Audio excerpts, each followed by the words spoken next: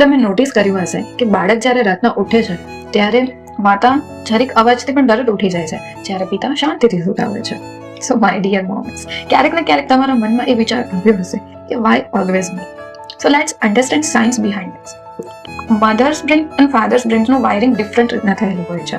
After child birth માતામાં oxytocin નામનો hormones બને છે જે તેના નર્ચરિંગના રિસ્પોન્સ માટે ટ્રિગર કરે છે, જ્યારે ફાધર્સમાં વેસોપ્રેસિન્સ નામનો હોર્મોન્સ હોય છે જે ડિફેન્સ એગ્રેસિવ હોય છે, જે પ્રોટેક્શનને ટ્રિગર કરે છે.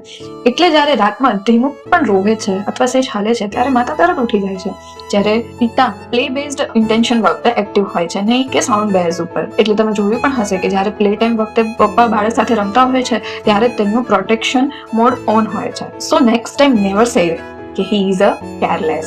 It's just biological things. So instead of blaming, build a team. As I always say, parenting is a teamwork. કે એક છે કે જે નર્ચરિંગ કરે છે અને બીજું છે કે જે શિલ્ડ આપે છે, અને જ્યારે બંને પોતાના રોલ સરખી રીતે સમજી જાય છે તો બાળક સેફેસ્ટ ફીલ કરે છે. So share this reel with a parent who would need this reminder.